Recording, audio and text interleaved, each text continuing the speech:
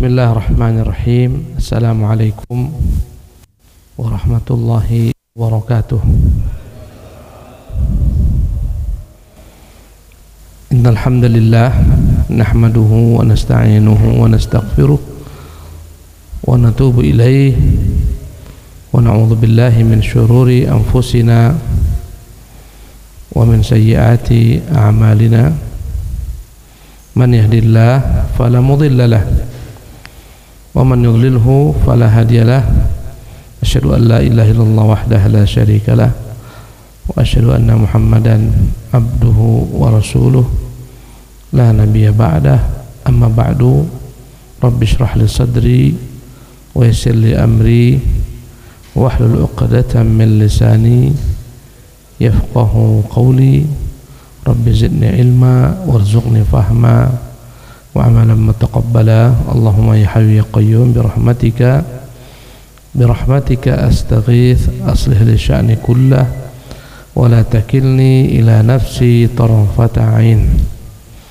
Para pengurus Masjid Al-Hakim, para hadirin hadirat, ikhwan akhwat fillah, alhamdulillah dengan segala rahmat dan cucuran nikmatnya Allah kumpulkan kita di rumahnya ini dalam ketaatan kepada Allah Jalla wa'ala, dan semoga terhitung jihad di jalannya kaki-kaki yang kita ayunkan dari rumah kita masing-masing ke tempat ini.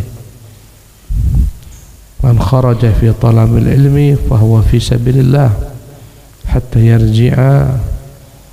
Atau kama qala, Nabi mengatakan, barang siapa yang keluar tujuannya menimba ilmu, maka dia dianggap di jalan Allah hingga dia kembali ke rumahnya.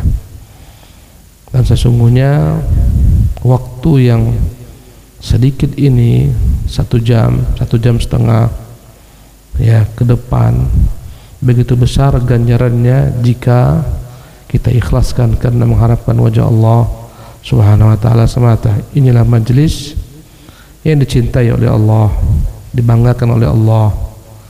Nabi kita yang mulia sallallahu alaihi wasallam mengatakan, majtama qaumun fi baitin min buyutillah, tidaklah berkumpul satu kaum di rumah daripada rumah-rumah Allah, yatluna kitab Allah, mereka membaca padanya kitab Allah, wa yatadarasunahu fima bainahum, mereka belajar isi kitab Allah tersebut, tadarus sesama mereka, illa nazalat alaihimus sakinah, kecuali akan turun kepada mereka ketenangan, wa ghasyiyatuhumur rahmah, kecuali akan diliputi mereka dengan rahmat Allah, wa haffathumul malaikah, kecuali malaikat-malaikat akan menaungi mereka dengan sayap-sayapnya, wa dzakarahumullahu fiman indah, kecuali Allah akan membanggakan mereka kepada makhluk-makhluk, malaikat-malaikat yang ada di sisi Allah Subhanahu wa ta'ala di alam malaikat.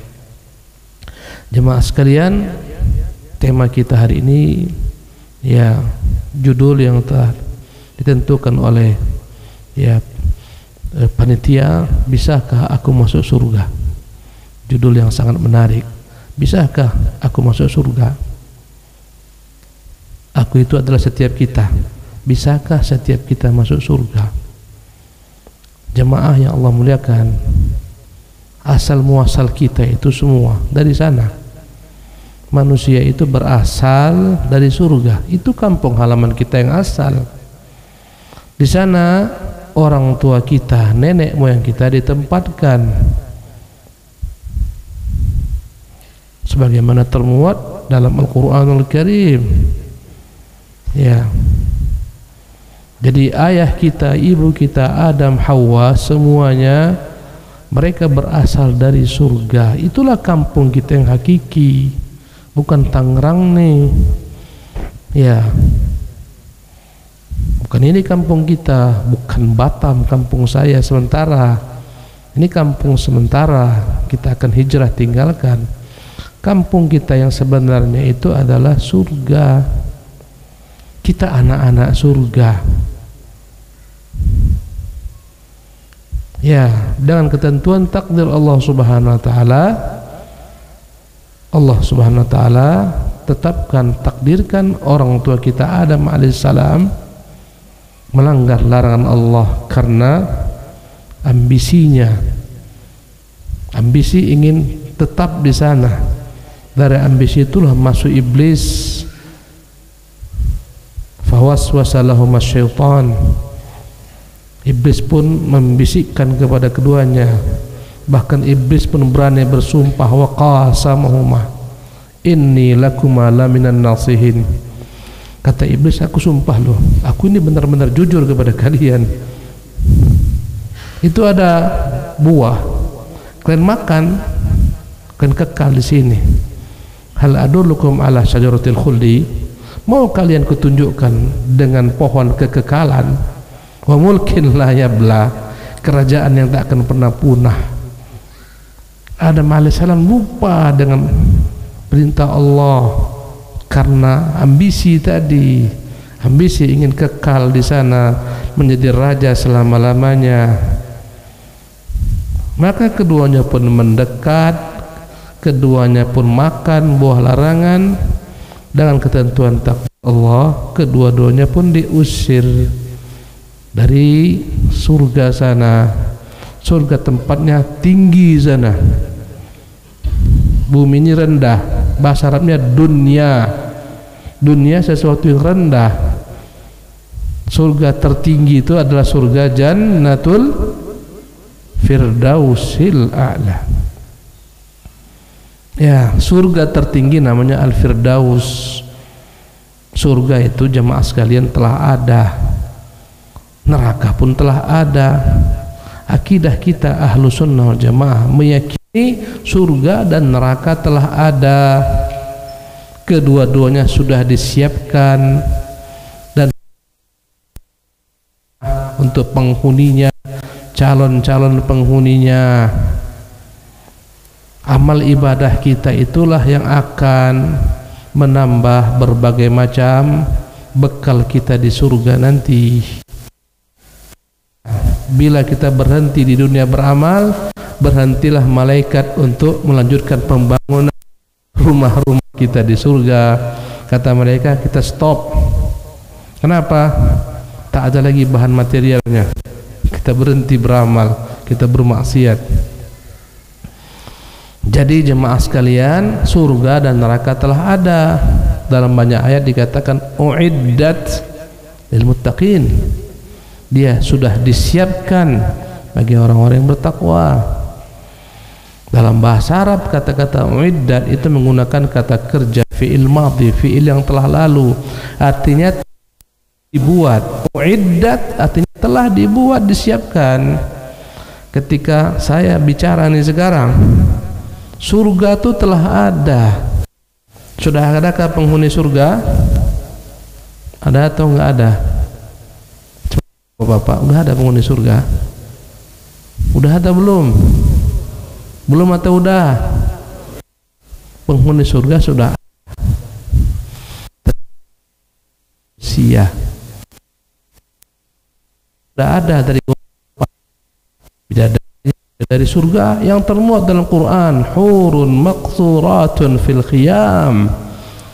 Para bidadari yang mereka dipingit dalam tenda-tenda di surga. Sudah ada. Waliman khafa maqama rabbih jannatan. Yang takut dengan Tuhannya disiapkan bagi mereka dua surga. Surga telah ada dari surga. Kemudian pelayan-pelayan surga berupa anak-anak kecil, wildanun mukhalladun. Wildan jamaah daripada walad, anak-anak yang kekal. Mereka diciptakan Allah bukan seperti kita. Kita diciptakan dari sperma ayah kita Adam, dari tanah ibu kita Hawa, dari tulang rusuk Adam. Mereka Allah ciptakan tanpa proses apa yang kita lewati. Inna ansha'nahunna insya'a. Kami yang telah menciptakan mereka para bidadari surga. Wa ja'alnahunna abkara. Kami telah menjadikan mereka semua adalah perawan-perawan, urban atraba, muda-muda sebaya. Sudah ada mereka. Nabi mengingatkan, jika seorang suami yang saleh, istrinya tak saleh, selalu merepet, selalu membuat suaminya sakit hati, tapi dia sabar dengan istrinya.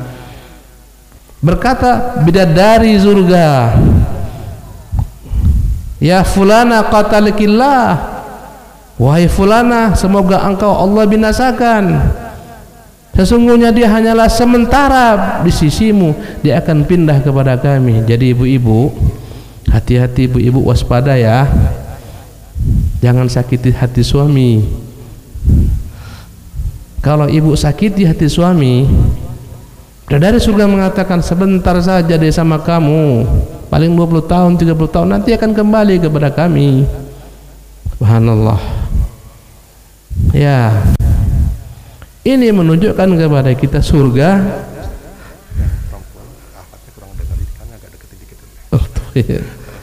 Surga sudah ada. Saya bicara kepada ibu-ibu, ibu-ibu tak dengar, kesian. Ini jatuh lagi.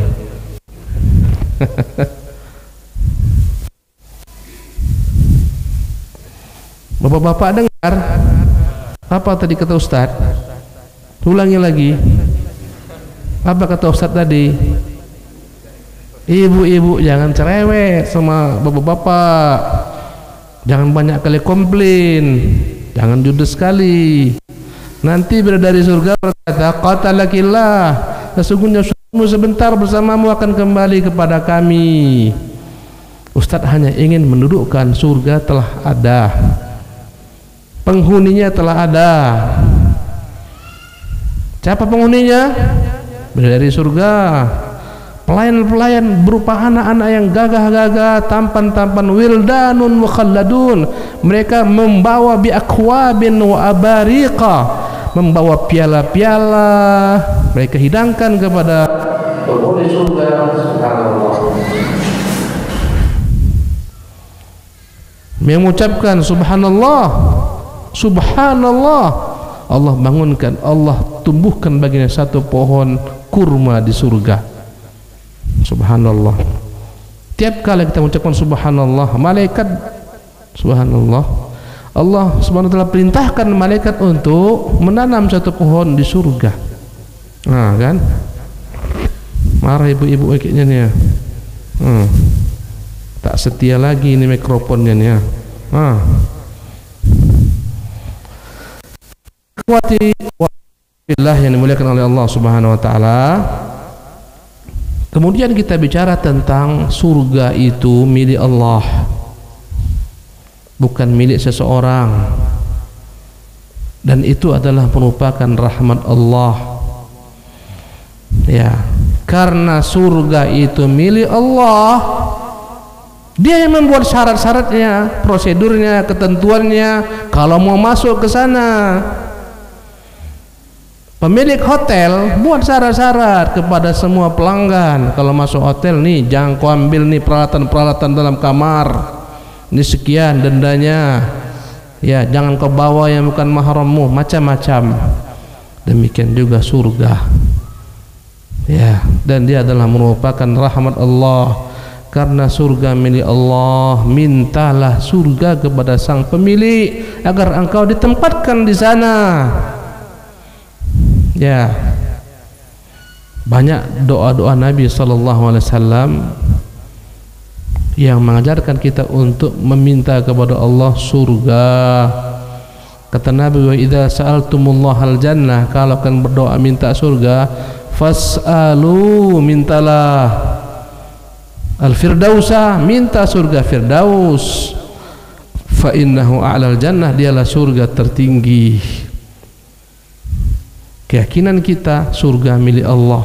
Tak ada seorang pun makhluk memiliki surga, hanya Allah semata. Dan tak ada pun seorang makhluk yang dapat memasukkan siapa yang dia inginkan ke dalam surga. Tidak ada, karena bukan miliknya. Karena keyakinan sebagian daripada orang-orang yang salah, tergelincir, khilaf, Mereka meyakini wali fulan bisa masukkan ke dalam surga siapa yang dikehendaki. Tidak ada cerita. Bukan milik wali surga, milik Allah Jalla wa'ala. Memang ada nanti namanya syafaat.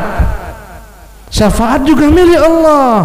Qul lillahi syafa'atu jami'an. Katakan Muhammad, semua syafaat itu milik Allah. Minta juga syafaat kepada Allah, dan Allah nanti berjanji memberikan syafaat kepada orang-orang yang Allah izinkan berupa para nabi, ya,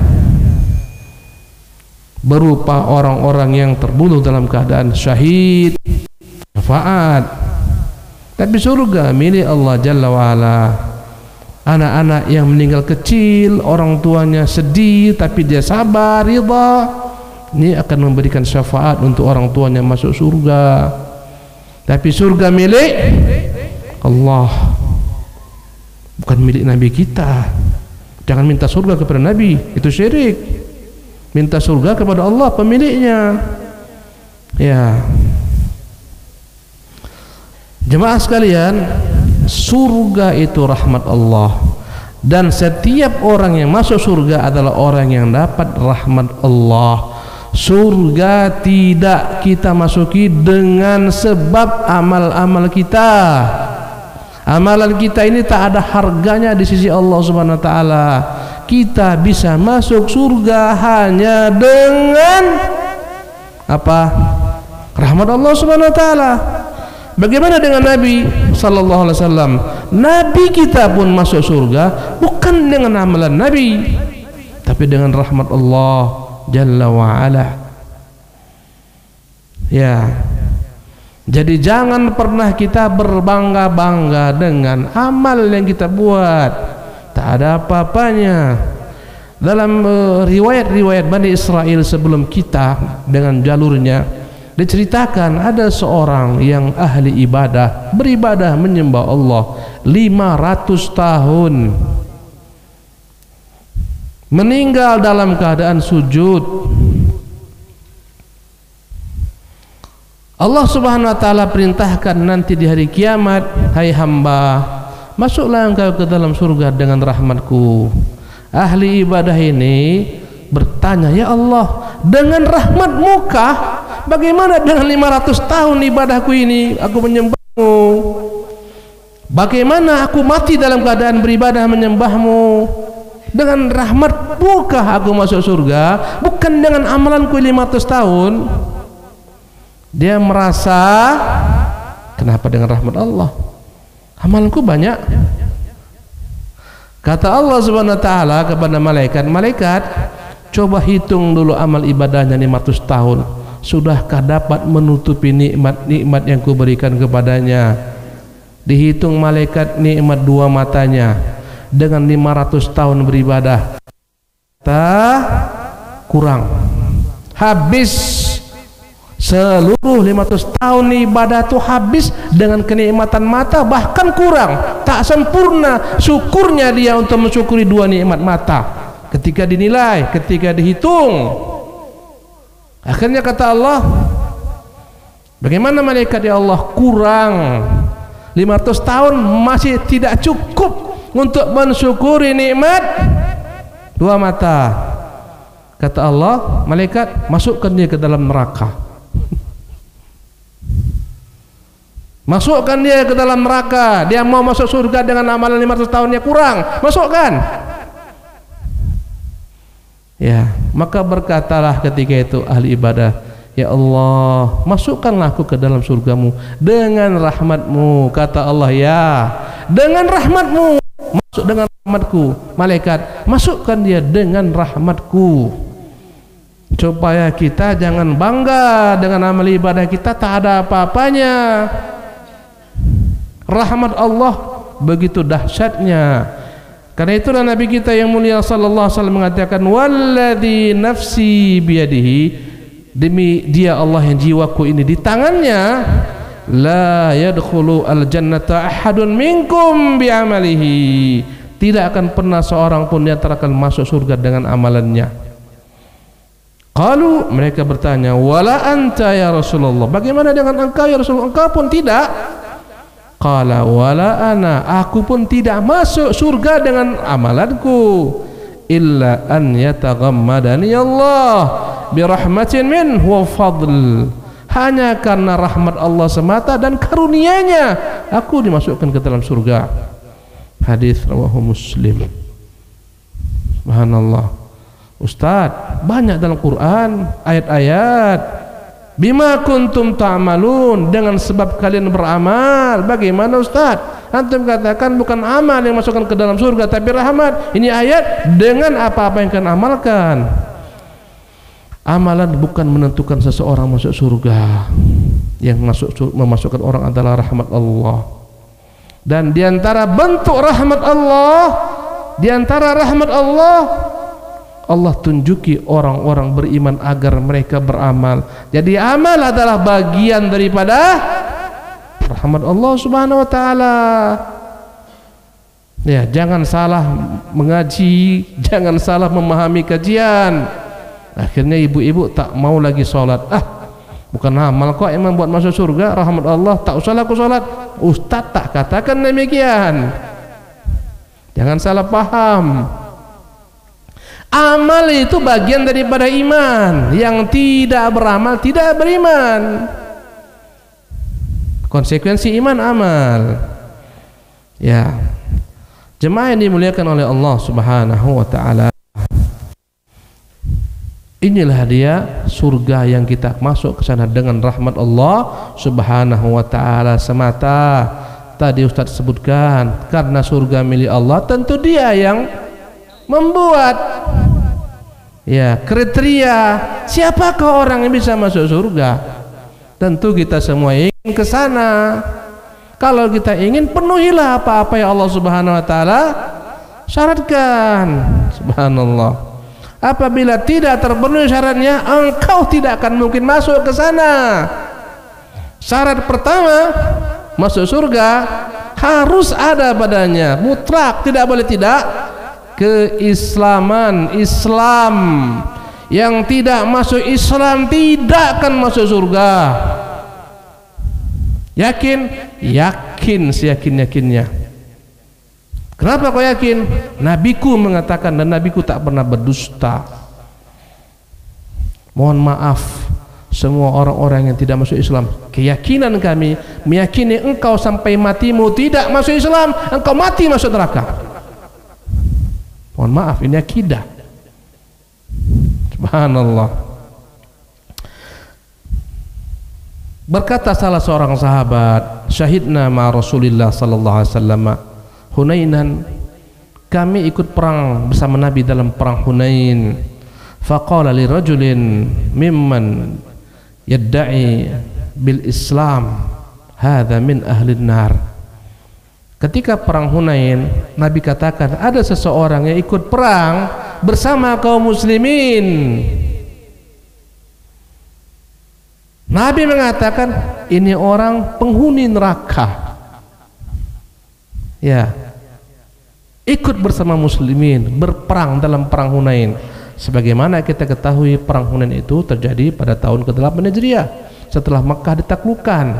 Setelah Mekah takluk, banyak orang-orang ikut Nabi berperang.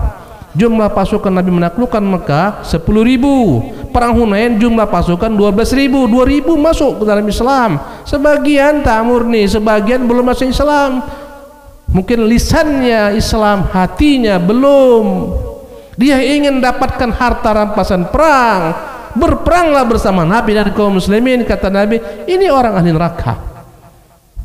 Falamma hadarna al-qitala qatala ar-rajulu qitalan syadida. Ketika perang berkecamuk, kami lihat laki-laki itu berperang begitu dahsyatnya. Fa asabathu jirahatun, akhirnya dia pun terluka. Faqila ya Rasulullah, ditanyakan ya Rasulullah, ar-rajulu alladhi qulta lahu anifa innahu min ahli an-nar fa innahu qatala al-yawma qitalan syadida. Ya Rasulullah, laki-laki yang kau katakan dia ahli neraka hari ini berperang sungguh berani, sungguh dahsyat, dia berperang melawan musuh-musuh kita. Wa qad mata, dan dia telah mati. Faqala Nabi sallallahu alaihi wasallam ilan nar, dia mati menuju neraka. Fakana ba'dul muslimina an yartab, bingung sebagian kaum muslimin, ini berperang mati-matian masuk neraka, ragu mereka, apa maksudnya ini? Fabainama hum ala dzalik, tatkala mereka dalam kebingungan, orang berperang bersama pasukan kaum muslimin mati masuk neraka, maka mereka pun bingung. Sebagian mereka pun bingung tatkala mereka dalam keadaan demikian. Ya. Falamma kana min al-laili lam yasbir 'ala al-jirah faqatala nafsah. Ya. Fabainama hum 'ala dhalik idh qila innahu lam yamut walakinna bihi jirahan shadidan. Tatkala diberitahukan, oh ternyata dia belum mati, tapi dia terluka parah karena dia begitu dahsyat menerjang musuh-musuh, belum mati lagi. Falamma kana min al-laili lam yasbir 'ala al-jirah faqatala nafsah. Ketika malam hari ternyata dia tak sanggup lagi menahan derita, luka-lukanya yang begitu banyak, akhirnya dia membunuh dirinya. Dalam beberapa riwayat dia ambil ujung pedang, dimasukkannya ke dalam perutnya, kemudian dia tekankan badannya ke tanah, tembus ke belakang, matilah dia dalam keadaan mati bunuh diri. Fa ukhbiran Nabi sallallahu alaihi wasallam, diberitahukanlah kepada Nabi ternyata dia belum mati dan ternyata dia mati bunuh diri. Faqala Allahu akbar, kata Nabi, Allahu akbar, asyhadu anni abdullah wa rasuluh, aku bersaksi aku adalah hamba dan rasulnya. Thumma amara Bilalan fanada fin nas, setelah itu Rasulullah suruh Bilal, Bilal kumpulkan manusia. Orang pun berkumpul. Nabi pun bersabda, annahu la yadkhulul jannah illa nafsun muslimah, tidak masuk surga kecuali jiwa yang Islam. Laki-laki ini tak jelas keislamannya, luarnya, dalamnya tidak, tak masuk surga dia, mati bunuh diri, tidak akan masuk surga kecuali muslim. Subhanallah. Jemaah yang dimuliakan oleh Allah SWT, ini hadis Imam Muslim meriwayatkannya. Maka ini syarat pertama, surga itu ada kuncinya, kuncinya Islam. Tentunya maksud Islam yang di sini Ustadz maksudkan bukan sekedar KTP-nya. Jangan kau bawa-bawa KTP-mu, aku penghuni surga. Kata siapa? Ustadz. Kapan ku bilang? Ustadz bilang tadi kajian, ini KTP ku nih Islam. Bukan Islam KTP. Sekedar di KTP-nya Islam. Tak percaya Ustadz aku Islam, ini KTP ku, ku ambil kakakku ya, ini kakakku. Bukan itu tandanya. Tak percaya juga Ustadz, ini sejadah di rumahku. Islam tuh bukan sekedar ucapan aku Islam. Islam itu al-istislamu lillahi wahdah. Kau berserah diri, pasrahkan ibadahmu semuanya, kau tundukkan dirimu hanya untuk Dia semata. Itu Islam. Arti Islam berserah diri, ikut dengan apa yang Allah SWT tetapkan. Itu Islam. Al-istislamu lillahi bitta'ah, ketaatanmu hanya untuk Allah. Menunjukkan kepada kita, orang yang tergelincir ke dalam kesyirikan tercemar keislamannya. Orang yang tergelincir ke dalam kesyirikan terancam tidak masuk ke dalam surga. Subhanallah. Allah mengatakan, innahu man yusyrik billah, sesungguhnya barang siapa yang mensyirikkan Allah, menyekutukan Allah, faqad harramallahu alaihil jannah, Allah haramkan baginya surga, wa ma'wahu nar, tempatnya neraka, wa ma lidzalimina min ansar, orang zalim tak akan ada hari kiamat yang bisa membelanya, menolongnya. Karena itulah jemaah, hati-hatilah kita, jangan sampai kita berbuat syirik. Kata Nabi SAW, Allah berfirman, ya ibadi, wahai hamba-hambaku, lau ataitani biqurabil ardi khataya, kalau kau datang kepadaku membawa satu bumi dosa, thumma laqitani wa lam tusyrik bi syai'a, kalian berjumpa denganku tapi tidak membawa dosa kesyirikan sedikit jua pun, la ataituka bi qurabiha maghfiratan, ku akan datangkan satu bumi pula keampunan. Kata Allah, innallaha la yaghfiru an yushraka bihi, Allah tidak akan memberikan ampunan bagi orang-orang yang mati menyekutukan Allah Subhanahu wa taala. Wa yaghfiru ma duna dzalika liman yasha, tapi Allah mengampuni orang-orang yang berbuat dosa, mati dengan dosanya, kepada siapa yang Dia kehendaki. Subhanallah. Orang yang berbuat dosa masih ada peluang, kalaupun masuk neraka dikeluarkan nanti dengan imannya. Kata Nabi kita, yukhraju minan nari man kana fi qalbihi mithqalu habbati khardal min iman, dimasukkan ke dalam surga, dikeluarkan dari dalam neraka orang yang dalam hatinya ada secercah, sekecil, lebih kecil daripada biji sawi daripada keimanan. Siapa yang telah mencemari akidahnya, berbuat kesyirikan, terancam ditutup baginya pintu surga. Haramallahu alaihil jannah, Allah haramkan baginya surga. Syirik itu banyak ibu-ibu sekalian. Syirik bukan sekedar menyembah patung, menyembah berhala, tidak. Banyak, itu bagian. Bangun rumah, akhirnya takut nanti rumah diganggu, sembelihlah kepala kerbau, letakkan kepala kambing, kepala ayam. Ini penyembelihan yang dianggap syirik. Menyembelih itu untuk Allah. Fasalli li rabbika wanhar, salatlah engkau untuk Tuhanmu, sembelihlah untuk Tuhanmu. Dihantar supaya tak terganggu hasil lautan kita. Mungkin penghuni laut ini nanti macam-macam, nanti sial, nanti hasil ikan berkurang, dihantarkanlah kepala kerbau, dibuang ke tengah lautan. Ini untuk penghuni laut. Ini terancam dengan apa yang tadi kita katakan. Ini bukan tradisi orang Islam,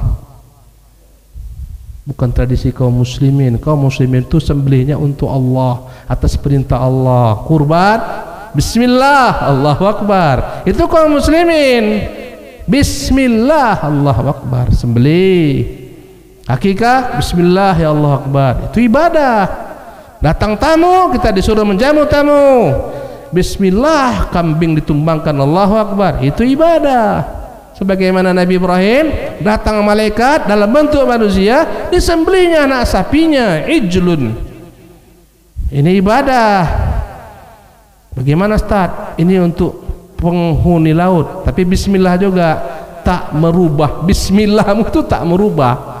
Kau curi ayam, bismillah kau ucapkan sembelih ayam, tak berubah, tetap haram. Ya, bedanya curi ayam bismillah itu maksiat. Bismillah untuk hantu laut, untuk jin laut itu syirik. Waspadalah. Ustaz, seret kali usahaku ini Ustaz. Sekarang pandemi, aduh. Katanya ada di sana orang pintar Ustaz, paranormal Ustaz.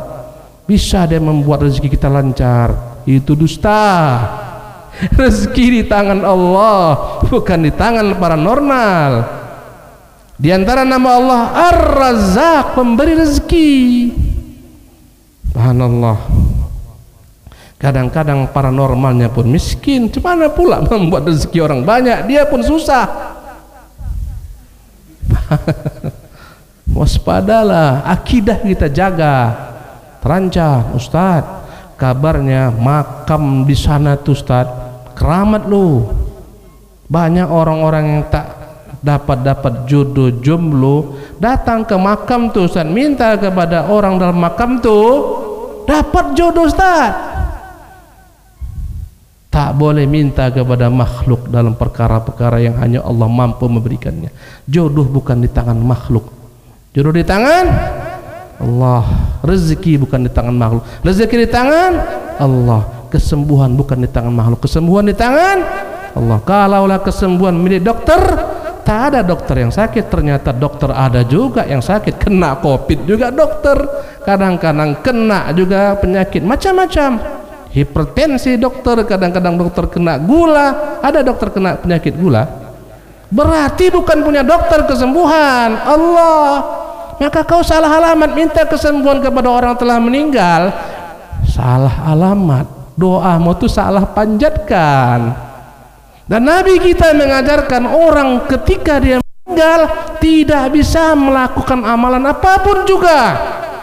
Kalau orang meninggal bisa beramal, ibu-ibu, pasti dia akan banyak-banyak beramal dalam kuburnya untuk menambah pahalanya. Nabi kita mengatakan, idza mata banu Adam inqata'a amaluhu illa min thalathin. Kalau anak Adam meninggal, terputus semua amalannya. Tak bisa lagi dia beramal kecuali 3 amalan yang bisa berkelanjutan yang dia buat ketika hidup. Inilah 3 amalan yang akan abadi. Sedekah jariyah, dia punya uang ketika hidup, dibelikan tanah, diwakafkan, dibangun masjid, ini akan terus mengalir pahalanya walau dia sudah mati. Aw ilmin yuntafa'u bih, ilmu yang disebarkan bermanfaat. Ya, awaladun salihun yad'ulah, atau dia punya anak saleh yang selalu mendoakannya. Ini amalan terus mengalir. Selain daripada 3 nih, tak bisa seseorang yang sudah mati beramal lagi. Kalau dia tak bisa beramal, jangan kau minta dia, wali fulan sembuhkanlah penyakitku. Kalau memang kesembuhan di tangannya, tak mati dia, ya enggak? Subhanallah. Wali fulan murahkan rezekiku. Kalau rezeki di tangannya, tak mati dia. Orang tuh ibu-ibu mati ketika habis rezekinya, habis ajalnya. Ketika mereka telah mati, udah selesai rezekinya, nggak ada lagi. Mengapa minta rezeki kepada orang, rezeki dia pun sudah terputus? Minta kepada pemberi rezeki. Innallaha huwar razzaqu dzul quwwatil matin. Dialah Allah Ar-Razzaq, pemberi rezeki, pemilik kekuatan yang maha dahsyat. Bukan minta kepada orang yang tidak memiliki rezeki. Jadi jangan terpengaruh ibu-ibu, katanya Ustaz kubur nusana keramat. Kau minta-minta kepada Tuhanmu Jalla wa'ala. Iyyaka na'bud wa iyyaka nasta'in. Ya Tuhan, hanya kepadamu aku beribadah, hanya kepadamu aku mohon pertolongan Tuhan. Boleh rupanya minta tolong Ustaz? Boleh. Dalam perkara yang mampu ditolong manusia boleh. Ustaz, tolonglah aku dulu, bantulah angkat meja ini berat. Boleh? Boleh. Ustaz, tolonglah bantu aku Ustaz. Apa mau aku bantu? Murahkanlah rezekiku Ustaz. Kau salah alamat. Bukan kepada saya kau minta murah rezeki, bukan di tangan saya. Minta kepada Allah. Jadi ibu-ibu sekalian, kunci masuk surga tadi Islam. Penghalang masuk surga syirik, kekufuran. Kadang-kadang ibu-ibu sekalian ada paham-paham yang disebarkan. Katanya semua agama itu baik, semua agama itu benar, semua agama itu masuk surga penghuninya. Kacaulah dunia. Tak laku untuk kita orang Islam. Islam mengajarkan hanya umat Islam masuk surga. Begitu Ustaz? Iya. Kata siapa? Tuhan kami. Bagaimana Yahudi Ustaz? Bagaimana Nasara? Mereka masuk neraka. Kata siapa? Tuhan kami juga. Bagaimana orang non-muslim Ustaz? Mereka masuk neraka. Kata siapa? Tuhan kami juga. Ustaz, janganlah kejam kali. Bukan aku kejam. Ini perkataan Allah. Innal ladzina kafaru min ahlil kitabi wal musyrikina fi nari. Anak Eka pun hafal. Apa pusing gitu teriakan mana-mana, semua agama sama? Tidak sama. Subhanallah. Ini Tuhannya satu, ini Tuhannya banyak, sama? Tidak. Ini Tuhan kita, Tuhan yang menciptakan alam semesta. Ini Tuhannya diciptakannya sendiri. Sama? Tidak. Subhanallah. Jadi jemaah sekalian yang dimuliakan Allah Subhanahu wa taala, ini penghalang masuk surga, syirik, kufur. Sesungguhnya orang-orang yang kafir dari golongan ahlu kitab, maksudnya siapa? Yahudi dan Nasara wal musyrikin, semua orang kafir di luar ahlu kitab, fi nari jahannam, dalam neraka jahannam kekal. Ulaika hum syarrul, mereka lah seburuk-buruk makhluk. Kejam kali Ustaz. Enggak kejam, mereka yang zalim kepada Allah. Allah menciptakan mereka, Allah beri mereka rezeki, Allah memberi mereka kehidupan, nyembah selain Allah Subhanahu wa taala. Siapa yang zalim?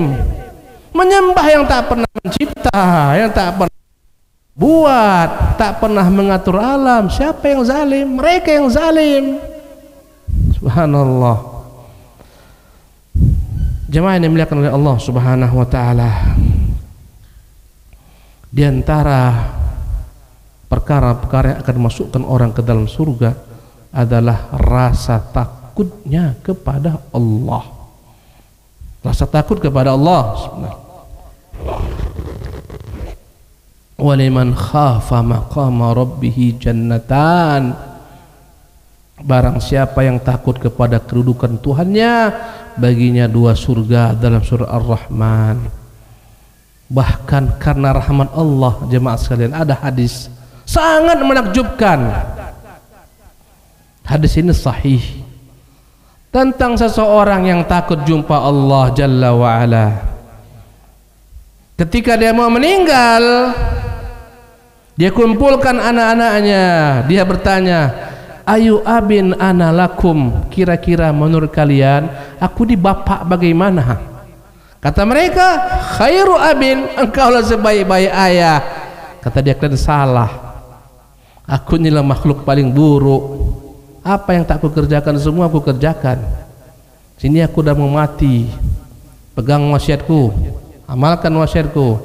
Nanti kalau aku sudah mati, bakar tubuhku, bakar, jangan sisakan sampai jadi debu. Nanti setelah jadi debu, tunggu ya, angin datang kencang, sebarkan debuku ketika angin berhembus. Boleh nggak wasiat? Boleh kita wasiat bakar tubuh kita, boleh. Orang Islam yang meninggal tak boleh dibakar, itu bukan agama kita, itu agama di luar kita. Orang Islam dimuliakan. Agama sangat aneh, wallahi. Nikmat Islam, rahmat Islam. Sebagian agama meletakkan jenazah-jenazah mereka di tempat-tempat yang tinggi, dibiarkan. Sebagian lebih dahsyat, jenazah-jenazah itu dimakan burung-burung bangkai, reinkarnasinya. Sebagian dibakar. Macam-macam. Islam memuliakan manusia, dikubur di tanah mulia. Tak boleh ini wasiat. Mati dia, dilakukan oleh anak-anaknya, dilakukan oleh anak-anaknya, karena anaknya pun semua jahil. Dibakar mereka tubuh sang ayah, jadi debu. Setelah jadi debu, mereka tunggu angin kencang, disebarkan debu. Di hari kiamat Allah mengembalikan orang ini hidup kembali. Allah katakan, hai hamba, mengapa kau buat demikian? Mengapa kau wasiatkan demikian? Ya Allah, khasyataka ya Allah, aku takut jumpa denganmu. Karena kebodohannya, dikiranya Allah tak mampu mengembalikan jasadnya kalau sudah menjadi debu-debu karena jahilnya. Tapi ada kebaikannya. Apa kebaikannya? Takut kepada Allah. Ya Allah, aku takut jumpa engkau. Kata Allah, dengan takutmu ku ampunkan dosa-dosamu, ku masukkan ke dalam surgaku. Masya Allah. Maka jemaah sekalian, kita harus ada rasa takut kepada Allah. Takut dengan hukumannya, takut dengan azabnya, takut dengan nerakanya. Ini yang dimiliki oleh orang-orang terdahulu kita, ketakutan kepada Allah Subhanahu wa taala. Yang tak punya rasa takut kepada Allah, semua dia buat. Korupsi, mengapa tak takut kepada Allah? Berzina, mengapa tak takut kepada Allah? merampok, berjudi, berselingkuh, tak takut kepada Allah. Subhanallah. Takut ini ibadah yang dahsyat, yang bisa masukkan seorang ke dalam surga Allah Subhanahu wa taala. Ya. Fa amma man khafa. Ya. Apa ayatnya dalam Al-Qur'an Karim? Ya. Fa amma wa amma man khafa maqama rabbih wa nahan nafsa 'anil hawa fa innal jannata hiyal ma'wa. Dan adapun yang takut dengan Tuhannya dan menahan hawa nafsunya daripada apa yang Allah haramkan, sesungguhnya tempatnya adalah surga. Subhanallah. Ya. Jemaah ini dimuliakan oleh Allah Subhanahu wa taala. Berikutnya yang akan memasukkan seorang ke dalam surga, belas kasih kepada anak-anak yatim. Allahu Akbar. Inilah Islam. Islam itu agama cinta kasih. Islam agama rahmat. Kata Nabi, innama ana rahmatun muhdatun. Aku ini rahmat ya Allah kirimkan. Subhanallah. Islam agama rahmat. Bukan kata-kata orang itu Islam itu agama radikal. Dalam Islam membunuh kucing aja masuk neraka.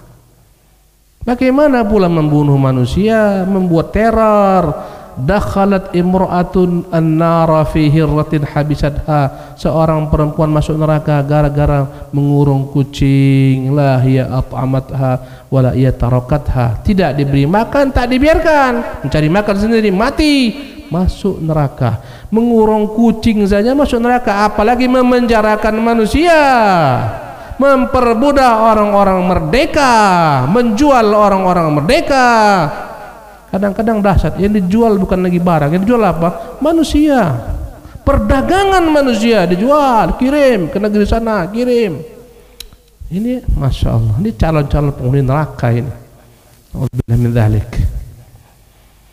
Kata Nabi yang mulia sallallahu alaihi wasallam, ana wa kafilul yatimi fil jannati hakadha. Aku dan orang yang mengayomi anak yatim, mengasuh anak yatim, menafkahi anak yatim,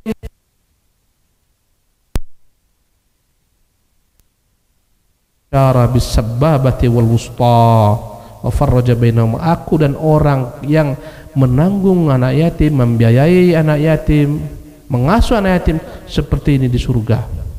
Seperti ini, begitu dekatnya antara jari tengah dan jari telunjuk. Begitulah kedudukan seseorang di surga ketika dia hidupnya benar-benar memiliki kepekaan sosial, membantu anak yatim, memberi subsidi anak yatim, menjadi orang tua asuh bagi anak yatim. Subhanallah, ini agama rahmat. Islam begitu memperhatikan anak. Kau perhatikan bagaimana agama kita, anak itu Allah perhatikan. Semenjak dalam rahim Allah perintahkan ayahnya menafkahi dia. Jika ibunya hamil cerai, wajib dinafkahi sang ibu meski sudah dicerai, karena ada bayi dalam perutnya. Luar biasa. Ketika keluar Allah perintahkan agar orang tua menyusuinya, sang ibu menyusuinya, agar disempurnakan susuan selama 2 tahun. Islam agama rahmat. Subhanallah. Teringat saya ketika Umar berjalan-jalan suatu malam, sangat menyedihkan kisahnya. Umar mendengar tangisan anak bayi. Subhanallah. Akhirnya Umar pun mendatangi tenda tersebut. Mengapa anakmu menangis? Kau susukanlah dia. Dia tak tahu ini Umar, karena Umar selalu kemana-mana malam hari menyelihat rakyatnya. Maka dia berkata, anak ini malam hari ini kusapi. Berapa umurnya? Baru setahun sekian. Kenapa cepat kali kau sapi? Karena Umar Amirul Mukminin mengatakan subsidi pangan hanya akan diberikan kepada anak-anak kalau dia sudah disapi. Anakku ini belum kusapi, malam ini ingin kusapi supaya aku bisa menuntut pangan kepada Umar. Subhanallah. Kaget Umar. Ternyata kebijakannya salah. Ibu tega menyapi anaknya supaya besok dapat subsidi daripada Umar. Dia tak tahu itu Umar. Kata sang ibu, antara aku dan antara Umar di hari kiamat. Dibeda-bedakannya, nunggu di sapi baru dapat subsidi. Subhan, Umar gemetar, Umar menangis, Umar pulang. Seketika dia katakan besok hari, semua anak-anak yang lahir dapat subsidi dari pemerintah. Allahu Akbar, luar biasa keindahan Islam. Ya, semua anak terlahir dapat subsidi dari pemerintah. Inilah Islam, subhanallah. Jadi itu perhatian Islam kepada anak-anak luar biasa.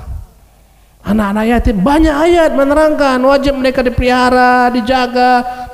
Subhanallah, hartanya dikembangkan. Ini agama-agama rahmat kalau kita sadar, kalau kita amalkan. Indah Islam itu semua, bukan sebagaimana yang digaungkan Islam radikal, Islam tak ada.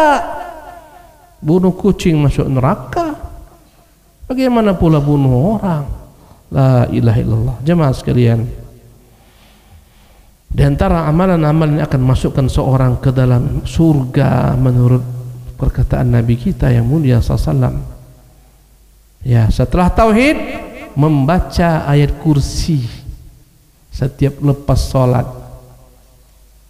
Mengapa rupanya Ustaz dahsyat ayat kursi ini? Ya, tidak ada ayat lebih dahsyat dalam Quran sebagaimana keagungan ayat kursi. Rasulullah pernah tanya kepada salah seorang sahabat, Abdul Mas'ud, kira-kira menurutmu ayat apa yang paling agung dalam Al-Quran? Seketika spontan disebutkan ayat Allahu la ilaha illallahul hayyul qayyum. Dalam ayat ini terkandung Tuhan kita Allah, keagungannya, kebesarannya.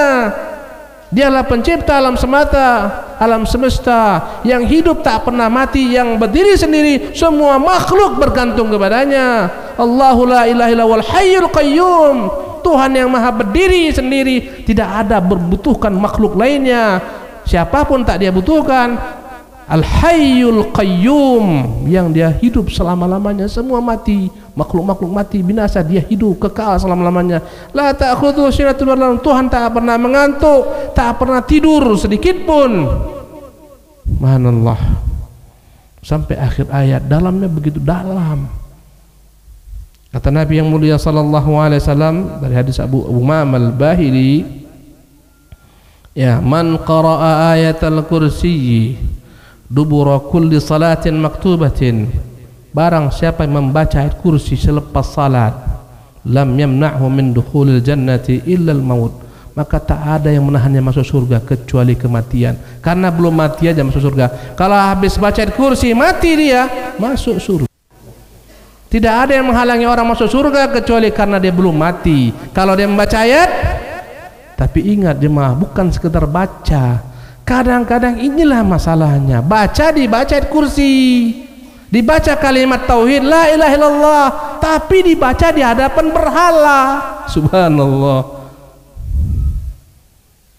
Di hadapan berhala la ilaha illallah. Kau kemanakan kalimat la ilaha illallahmu itu? Hati-hati dengan ya subuhat. Semua agama itu benar. Hati-hati. Itu bukan dari Islam. Semua agama itu sama, hati-hati. Tak sama agama. Orang-orang non-muslim pun tak mau mereka dikatakan mereka muslim, tak mau. Tak. Ya, kadang-kadang dia baca ayat kursi. Di mana dibacanya? Di kuburan yang dikeramatkan. Kenapa? Berharap agar ini ahli kubur memberinya manfaat. Ayat kursi itu mengajarkan engkau tauhid. Jadi bukan sekedar baca, pahami isinya, kandungannya tentang Allah Tuhanmu yang tak pernah mengantuk, tak pernah tertidur, yang hidup selama-lamanya, tempat bergantung seluruh makhluk, Al-Hayyul Qayyum. Ya, baginya miliknya semua terdapat di bumi, bukan milik selainnya. Semua kita ini menumpang kepada Allah.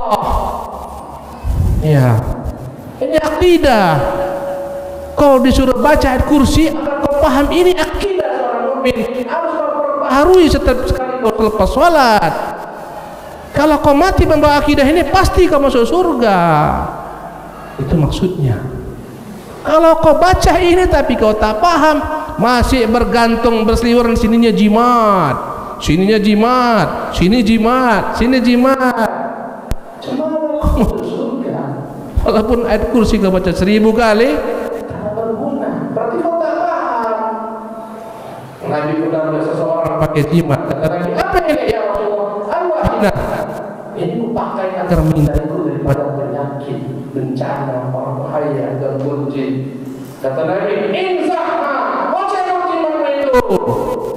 Walam annaka law mitta 'alaiha ma aflahta abada. Kalau kau mati jimat ada padamu, engkau tak beruntung selama-lamanya. Nabi suruh cabut jimat, bukan kau malah jual jimat. Bahaya. Kadang-kadang banyak orang jual jimat tuh di pasar-pasar. Ada keris-keris aneh-aneh, ada kadang-kadang taring harimau kata dia, macam-macam. Penonton lihat di pasar tuh, ngeri-ngeri kaliannya.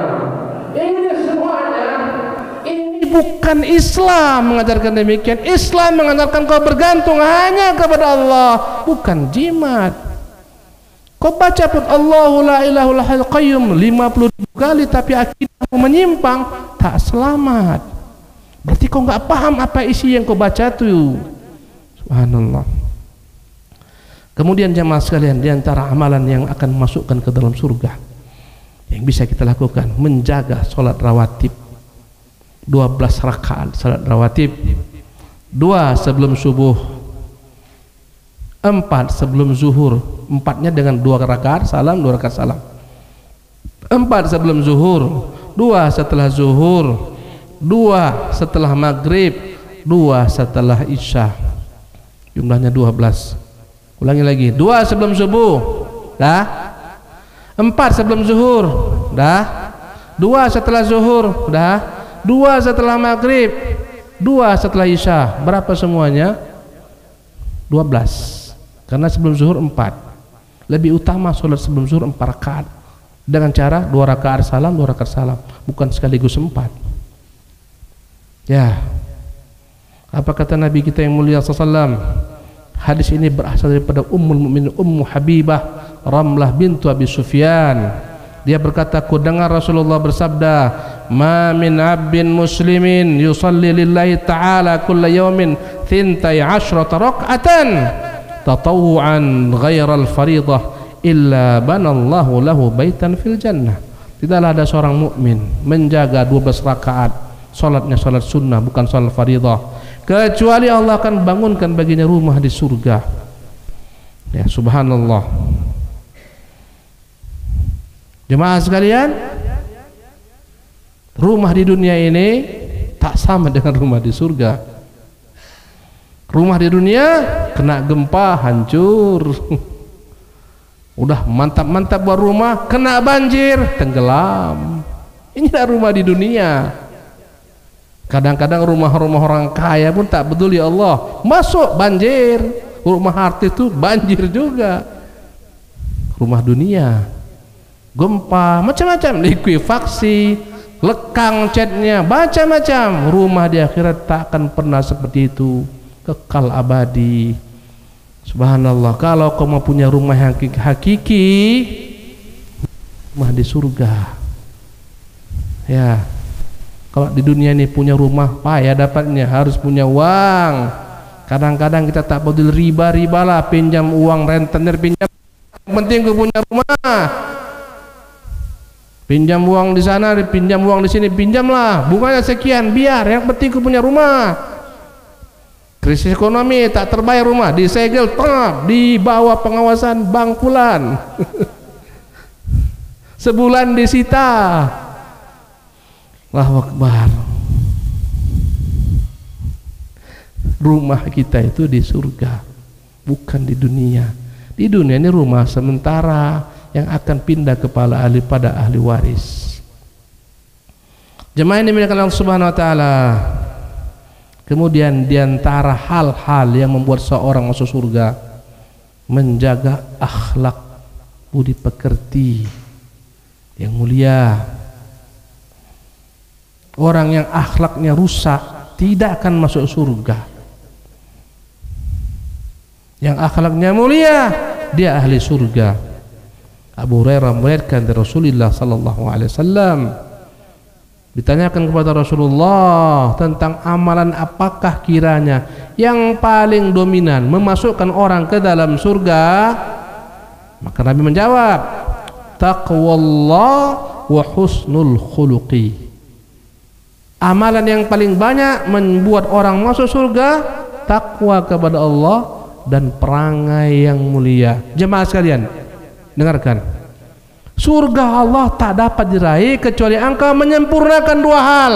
Kau sempurnakan hak Allah, kau sempurnakan hak manusia. Ustaz ulangi lagi, pahami ibu-ibu sekalian. Ibu-ibu tak akan masuk surga Allah kecuali menyempurnakan dua hak. Menyempurnakan hak Allah, kedua menyempurnakan hak manusia di luar diri kita. Di luar dari kita punya istri, kita punya suami, punya orang tua, punya anak, punya tetangga, kita punya penguasa, kita punya nabi. Setiap orang di luar kita ini wajib kita berikan haknya, baru kita masuk surga. Setelah hak Allah kita penuhi. Dua yang membuat orang itu masuk surga, dan dua perkara yang membuat orang masuk neraka: tak memenuhi hak Allah, tak memenuhi hak manusia. Kata Nabi, yughfaru lisyahidi kulla syai'in. Orang mati syahid diampunkan semua dosanya, illa dain, kecuali dia punya hutang. Jibril beritahukan kepadaku, mati syahid pun tak masuk surga gara-gara hutang. Makanya kata Nabi, amalan paling banyak masukkan orang ke surga dua. Pertama, taqwallah. Ini hak Allah kau kerjakan. Masuk surga tak salat, mohon maaf lahir batin. Tak. Surga itu bagi orang salat. Surga itu bagi orang yang salat. Yang tak salat terancam dengan neraka sakar.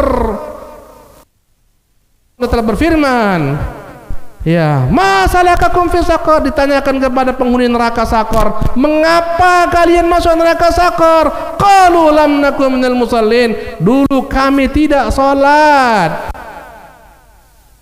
Ini hak Allah.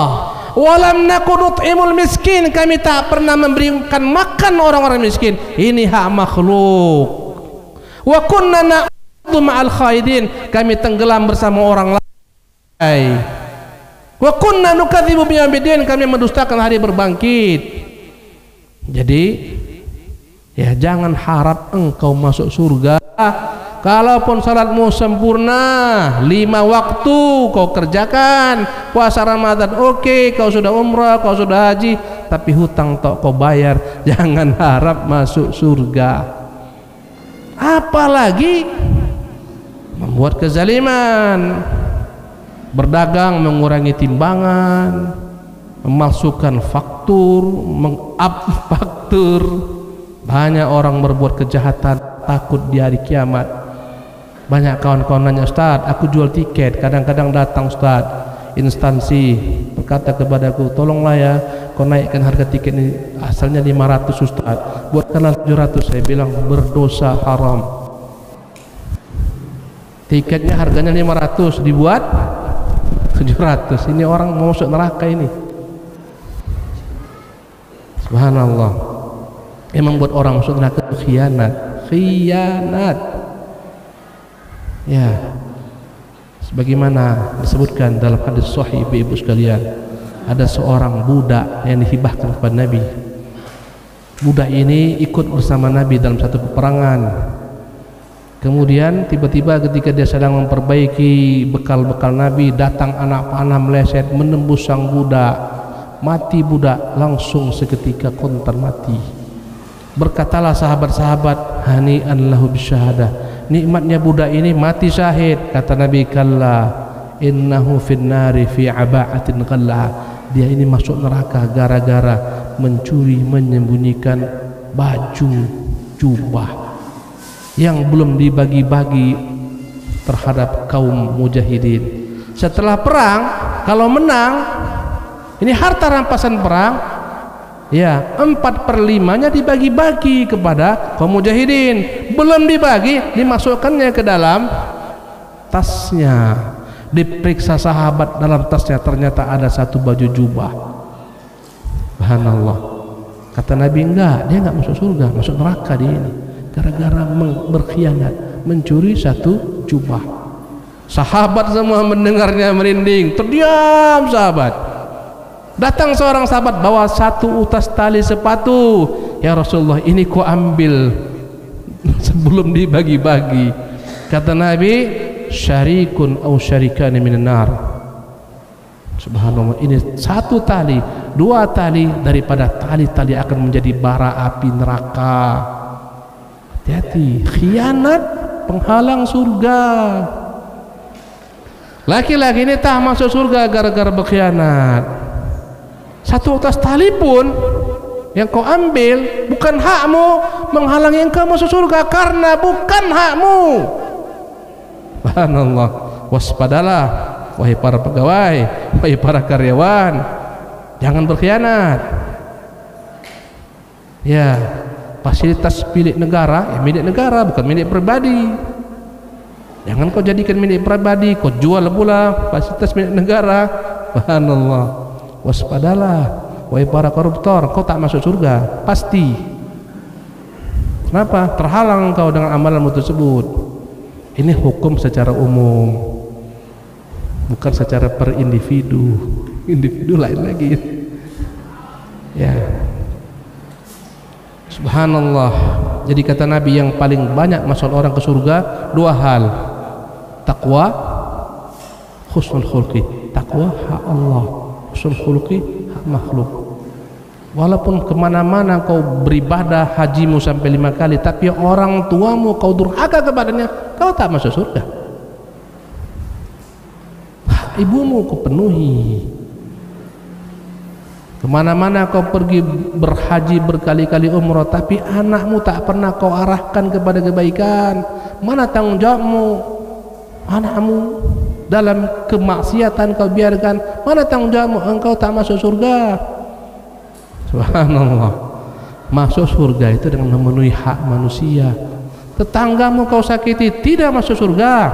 Nabi menyebutkan, ya Rasulullah, ada seorang perempuan banyak ibadahnya Rasulullah, banyak salatnya, yuzkaru min salatiha wa siyamiha, banyak puasa, banyak salat, banyak sedekah, tapi ya Rasulullah, tetangga tak pernah aman daripada kejahatan lidahnya. Kata Nabi, hiya min ahli nar, ini perempuan calon penghuni neraka. Hati-hati kita, tetangga punya hak. Ya, jangan tetangga disakiti, apalagi tetangga dicuri, tetangga istrinya dizinahi, naudzubillah min dzalik. Luar biasa jahatnya. Kemudian wasu'ila an aktsari ma yudkhil an-nas an-nar, ditanyakan amalan apa yang paling mendominasi membuat orang masuk neraka. Faqala al-famu wal farj, dua lubang ini yang paling banyak membuat orang masuk neraka. Satu lubang di atas, mulut. Kenapa Ustaz? Mulut ini banyak mengeluarkan racun-racun berbisa. Mulut ini bisa mengeruk domba, hancur satu bangsa, hancur masyarakat, hancur aparat dengan masyarakat dibenturkan. Bahaya. Suami istri dibuat berpisah gara-gara bencana mulut. Berkata Rasulullah kepada Muadz, kuffa alaika hadza, kau jaga lidahmu ini Muadz. Ya Rasulullah, aina la muakhadzuna bima natakallamu bih, kita semua akan dapat hukuman gara-gara apa yang kita ucapkan. Kata Nabi, thaqilatka ummuka ya Muadz, berat engkau dikandung ibu Muadz. Bukankah kebanyakan manusia digelincirkan, ditenggelamkan, disungkurkan ke neraka gara-gara kejahatan lidahnya? Ini lubang dijaga. Lubang apa? Mulut. Yang kedua, lubang kemaluan. Al-famu wal farju, dua lubang ini tak aman, masuk neraka. Tapi aman, terjaga, masuk surga. Jangan kau berzina, jangan kau berselingkuh, jangan kau homoseksual, jangan kau lesbian. Semua ini kejahatan akan menghalangi kau masuk surga.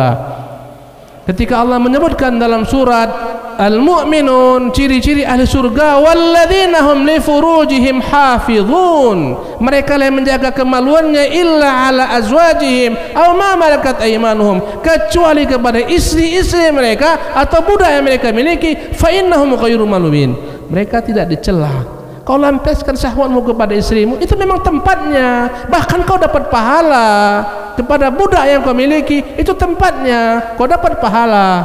Tapi sekarang tak ada budak ya. Dan dalam bahasa Melayu budak itu kanak-kanak. Jangan pula pakai bahasa Melayu kata Ustaz itu boleh budak. Itu bukan itu maknanya. Bahasa saya. Faman ibtagha wara'a dzalika faulaika humul adun. Yang mencari kenikmatan syahwat di luar daripada istri dan budak-budak, mereka orang-orang melampaui batas. Ya, kawin sejenis melampaui batas.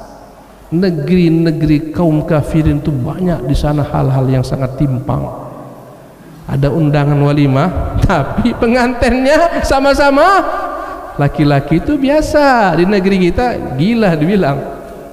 Negeri orang-orang Islam nikmat, negeri mereka biasa. Subhanallah. Jenis kawin plus tambah plus mau jadi apa? Minus tambah minus mau jadi apa? Harus plus dan minus. Kadang-kadang sejenis sama-sama perempuan, kadang-kadang sejenis sama-sama laki-laki. Kadang-kadang kawin bersilang, transgender, ini asalnya laki-laki jadi perempuan, ini asalnya perempuan jadi laki-laki, ketemu kawin. Wih, naudzubillah min dzalik. Berkacau lah udah. Ini semua masuk ke dalam ayat. Yang mencari kenikmatan di luar itu, mereka orang melampaui batas. Ini surah Al-Mu'minun. Ulaika humul warithun, mereka yang akan mewaris surga. Alladzina yarithul firdausa hum fiha khalidun, yang akan mewarisi surga firdaus kekal. Di antaranya menjaga kemaluan.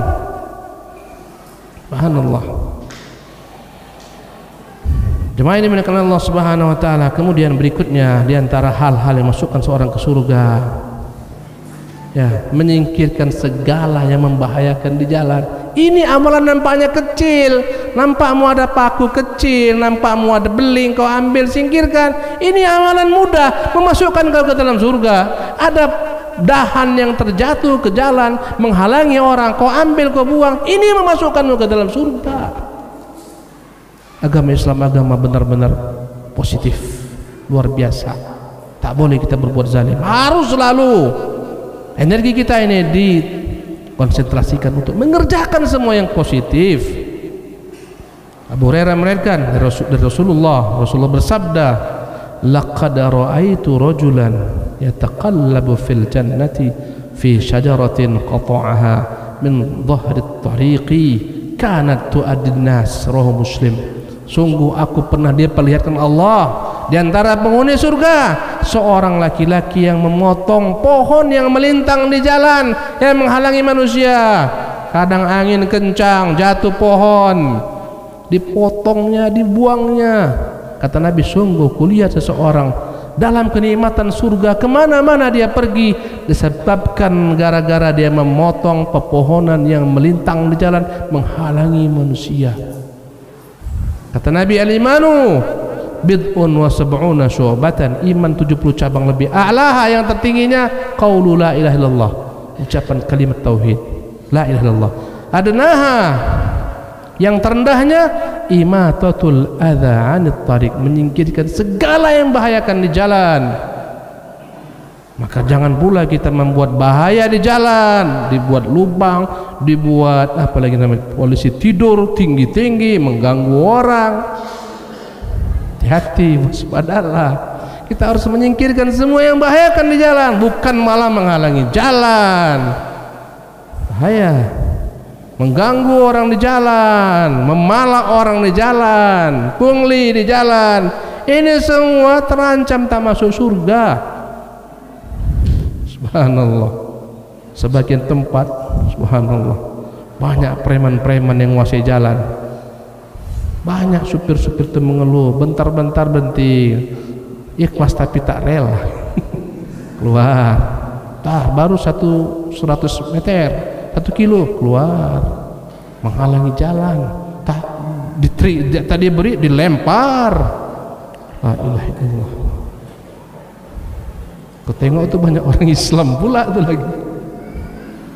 Islam yang tadi itulah. Islam apa? KTP dan KK.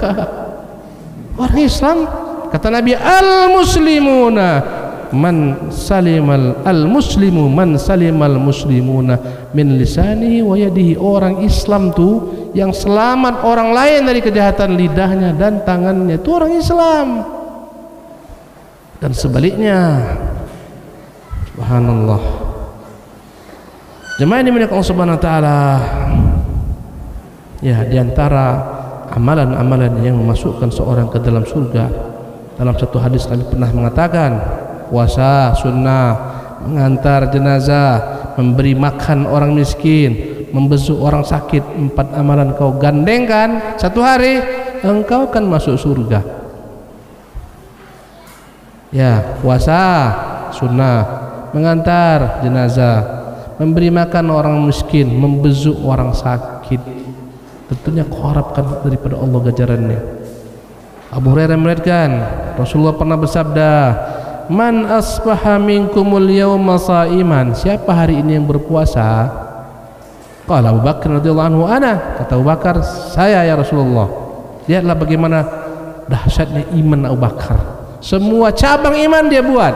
Siapa hari ini berpuasa? Saya, kata Abu Bakar Siddiq. Qala faman tabi'a minkumul yawma janazah. Siapa hari ini mengantar jenazah? Qala Abu Bakrin ana. Kata Abu Bakar, saya ya Rasulullah. Sahabat lain tak angkat tangan, dia angkat tangan. Qala faman at'ama minkumul yawma miskinan. Siapa hari ini memberi makan orang miskin? Qala Abu Bakar, ana ya Rasulullah, saya lagi. Ya, qala Rasulullah SAW, faman ada minkumul yawma maridan. Siapa yang membesuk orang sakit? Kata Abu Bakar, ana ya Rasulullah. Semuanya Abu Bakar. Subhanallah. Faqala Rasulullah, maka Rasulullah bersabda, majtama'na fi imri'in illa dakhalal jannah. Oh muslim, tidaklah berkumpul amalan ini dalam diri seorang muslim, dalam diri seorang mukmin, kecuali Allah wajibkan baginya surga.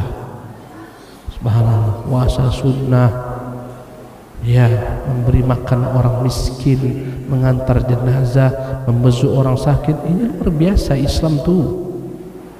Ya, yang masukkan seorang ke surga lainnya jujur, menepati janji, amanah, ya, menjaga kemaluan, menjaga pandangan, menjaga tangan. Dalam satu hadis Nabi yang mulia mengatakan, dari hadis Ubadah bin Samit,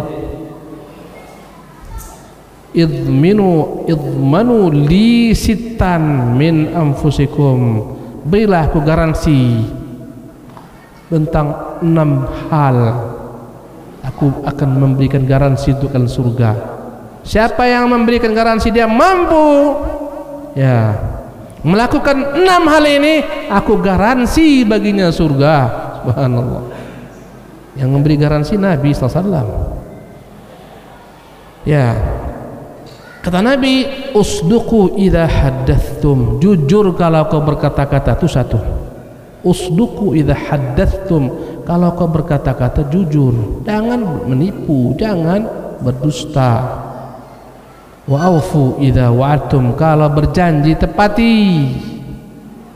Jangan janjinya manis di awal-awal masa pemilu, setelah dapat asem jadinya. Kau berjanji tepati, engkau berjanji kepada seorang tepati. Wa'addu idza tumintum. Kalau engkau diberikan amanah, tunaikan amanah. Wahfadhu furujakum. Jaga kemaluan kalian. Wa ghaddu absarakum. Jaga pandangan mata kalian. Pandangan mata ini bahaya, ini pintu ke neraka. Pandangan mata kalau tidak benar ditempatkan, dia menjadi pintu ke neraka. Pandangan mata ini, dari pandangan mata lah semua maksiat itu muncul. Dari pandangan mata orang berzina, dari pandangan mata orang mencuri, merampok, dan seterusnya. Dari pandangan mata orang korupsi. Jaga pandangan matamu. Wa kuffu aydiyakum. Pelihara kedua tanganmu, tahan. Jangan memfitnah dengan medsos, dengan 2 tanganmu kirim berita hoax, memecah belah bangsa, memecah belah negara, memecah belah kaum muslimin. Jaga tanganmu kalau mau selamat. Jangan malah engkau menyebarkan fitnah, memotong-motong perkataan video, kau share supaya orang terfitnah dengannya. Hati-hati. Hadis dikutip Ahmad bin Hanbal dan Ibnu Hibban, ya, dan sanadnya sahih. Jemaah yang dimuliakan Allah Subhanahu wa taala, terakhir daripada amalan-amalan yang bisa masukkan orang ke dalam surga khusus untuk wanita. Ya. Kata Nabi yang mulia sallallahu alaihi wasallam, "Idza shallatil mar'atu khamsaha," jika seorang perempuan mengerjakan salat 5 waktu, wa shamat syahraha, berpuasa di bulan Ramadan secara utuh. Kalaupun andai kata ada halangan, dia ganti. Wa hafizat farjaha, menjaga kemaluannya. Wa ata'at zaujaha, patuh kepada suaminya. Qila laha, dikatakan kepadanya, udkhulil jannata, silahkan engkau masuk surga. Min ayyi abwabin al jannah syi'ti, dari arah pintu-pintu surga manapun kau mau. Pintu surga ada 8. Seorang wanita yang mengerjakan sholat 5 waktu ketika datang waktunya, tidak melalaikannya, tidak menunda-nundanya, menyempurnakan rukunnya, syaratnya, kewajibannya. Datang Ramadan dia kerjakan dengan sempurna puasanya. Kemudian dia jaga kemaluannya. Kemudian dia patuh kepada suaminya manakala telah menikah. Dikatakan untuk perempuan semacam ini, silahkan, pintu surga mana kau mau masuk, silahkan. Subhanallah.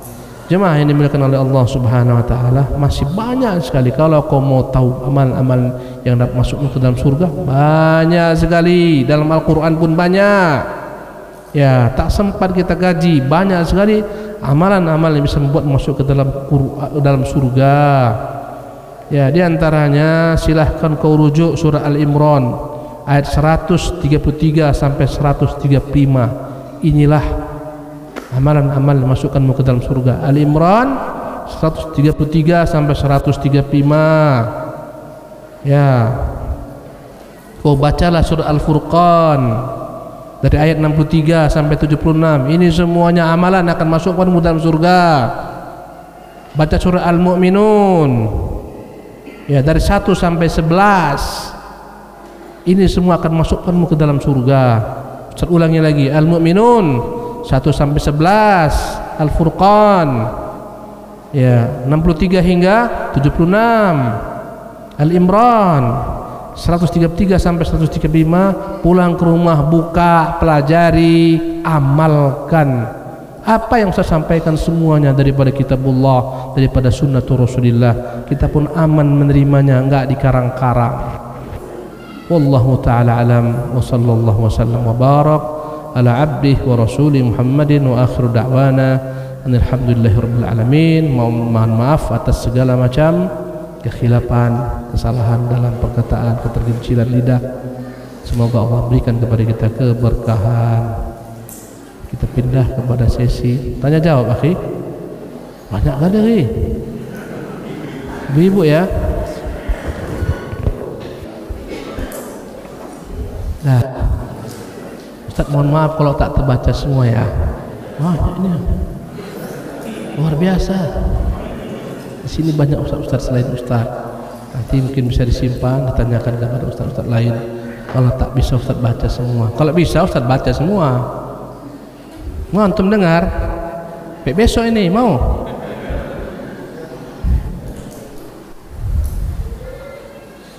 Ustaz, apakah orang yang pernah meminta ruqyah syar'iyah masih ada kesempatan bisa masuk surga tanpa hisab? Sebab orang itu sudah menyesali meminta ruqyah karena tidak tahu ada hadis tentang syahadat orang masuk surga tanpa hisab.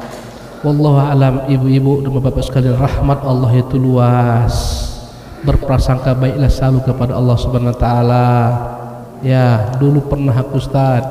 Ya, jangankan meminta ruqyah, bahkan sebagian sahabat dahulu berbuat kesyirikan. Di antara mereka masuk surga tanpa hisab. Uqasyah bin Mihsan. Uqasyah itu bukan lahir dalam keadaan Islam, enggak, musyrik kafir, masuk Islam ketika Nabi datang. Kata Nabi, anta minhum, engkau daripada 70.000 orang masuk surga tanpa hisab, padahal dahulu dia berbuat sedekah. Maka tak usah kita merasa pesimis, berprasangka baiklah kepada Allah. Wallahu taala alam. Ustaz, bagaimana caranya membayar hutang kepada orang tua kandung yang sudah meninggal di masa hidupnya? Ya, orang tua tidak pernah menagih hutang karena ibunya sendiri memanjakan anaknya.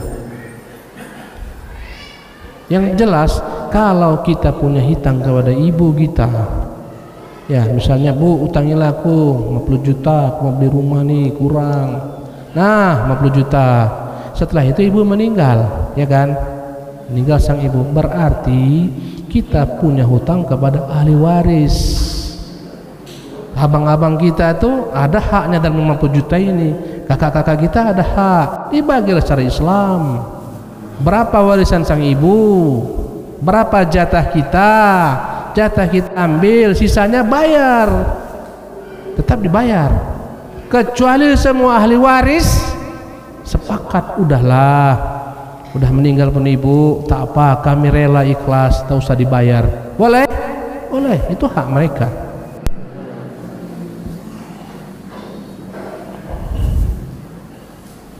Bagaimana Ustaz mengirim video atau mengirim atau apapun namanya ke WA yang tak sopan, tidak menjaga adab? Apakah terancam apakah terancam tidak masuk surga? Yang jelas kita disuruh untuk menghindari segala macam perkara-perkara yang buruk, baik perkataan maupun perbuatan. Ya, supaya kita masuk surga jangan berkata-kata buruk. Surga itu ibu-ibu bapak sekalian negeri yang baik. Karena itulah tak masuk ke dalam surga kecuali orang-orang baik, akidahnya baik, perkataannya baik, perbuatannya baik, baru masuk surga. Kalau andai kata masih ada yang kotor, dibakar di neraka terlebih dahulu. Atau jika Allah dengan rahmatnya membersihkan kotoran tersebut, ya, maka janganlah kita berbuat keburukan, kejelekan.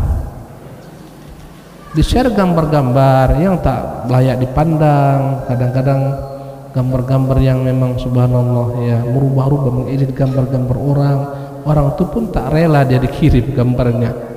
Janganlah dikirim. Main-main Ustaz, tapi kau sudah memberikan pahala kepada tersebut. Ada wajah-wajah orang internasional yang memang dibuat jadi simbol-simbol, kesian. Bagaimana hukumnya menggunakan kalung memperlancar peredaran darah?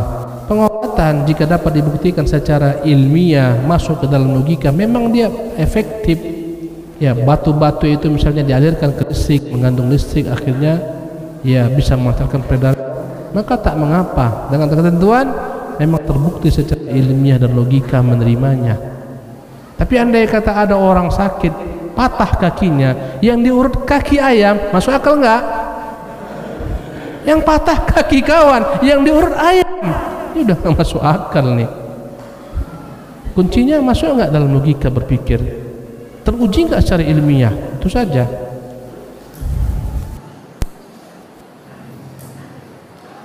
Ya, janjikan bagi Allah di dua surga, jannatani, dua taman, taman di surga. Mau tahu? Nantilah lihat.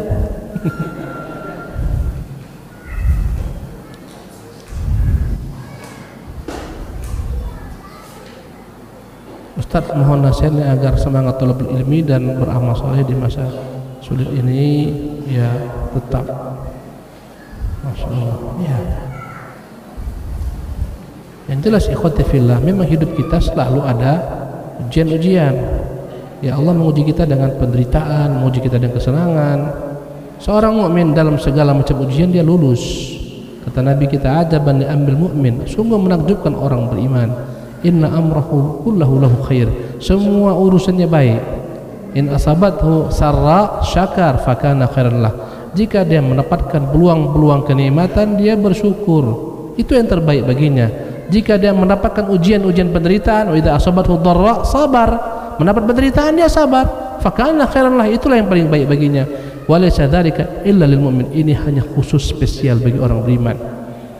Orang beriman tetap istiqamah menimba ilmu, apapun cerita, walaupun pandemi tetap berinfak, walaupun sulit, walaupun sedikit, istiqamah. Ya, alladzina yunfiquna fis sarra'i wad dharra wal kadhimil ghaidha, yang berinfak baik dikala dia lapang ataupun dikala dia sempit, tetap berinfak semampunya. Istiqamah menyembah Allah dalam segala keadaan, dalam susah menyembah Allah, taat patuh kepada Allah, dalam senang taat patuh menyembah Allah Subhanahu wa taala. Itu ciri-ciri orang mukmin sejati. Orang munafik, wa minan nasi man ya'budullah ala harfin, menyembah Allah dalam keadaan tertentu, senang sembah Allah, susah tinggalkannya masjid, tinggalkannya sholat dan semacamnya. Ini orang munafik.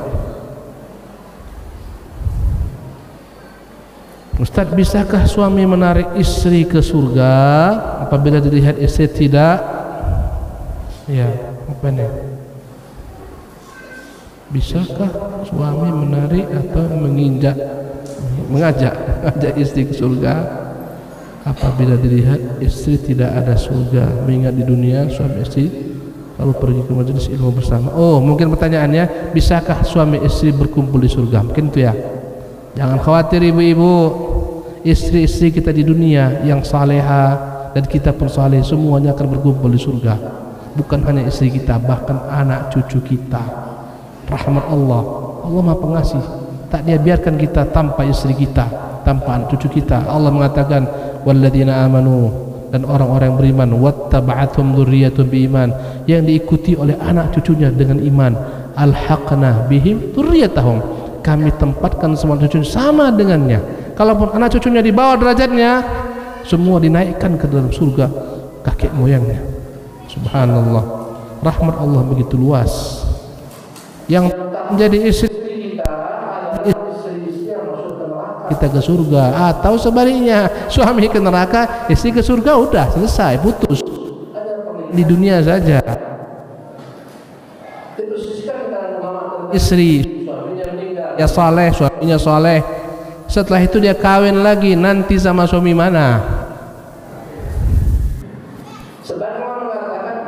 Suami yang terakhir yang terjadi dengan Nabi sallallahu alaihi wasallam. Nabi itu hanya satu istrinya yang perawan, semuanya janda, semuanya pernah nikah. Sebagian mereka adalah orang-orang utama dan lain-lainnya. Ya, maka semua istri Nabi akan menjadi istri-istri Nabi di surga. Karena itulah semua ulama mengatakan istri akan bersama suami. Cuman rela antum, dek, nanti kok abang mati nggak usah kawin ya dek, supaya kita sama-sama surga. Enak kali ya bang, aku masih muda. Udahlah, nggak usah pikirkan itu, nggak usah tahan-tahan istri itu. Bilang aja, dek, kalau aku udah mati akan dikawin-kawin aja lah, nggak apa-apa itu. Ya, berani? Bilang aja lah. Kali abang larang aku kawin, aku masih muda, umur 14 tahun, udah sampai aku, udah nih. Ya, ada yang mengatakan menjadi dengan suami terakhir, ada yang mengatakan disuruh pilih.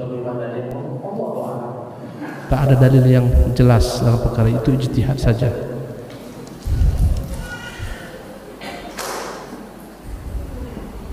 Ustaz, dulu aku sering berselisih pendapat dengan ibunda, namun beliau selalu bilang kalau beliau selalu memaafkan anak-anaknya, apakah anak masih bisa mendapatkan ampun Allah?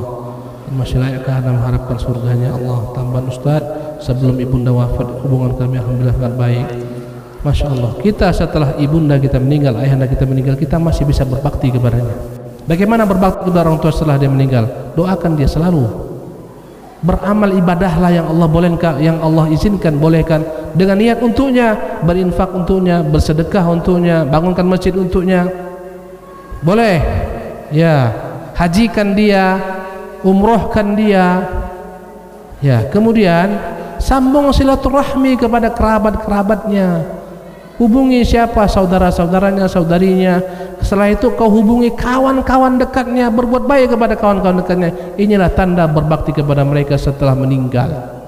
Subhanallah.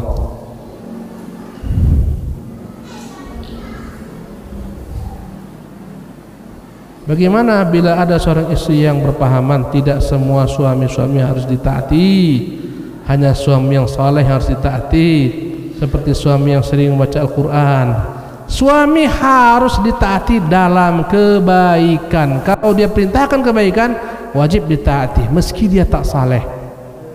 Gak ada alasan, alah abang pun tak saleh, gak mau aku patuh. Tidak, tetap Ustaz tanya, ayah ibu kita tak saleh, wajib patuh kepada keduanya?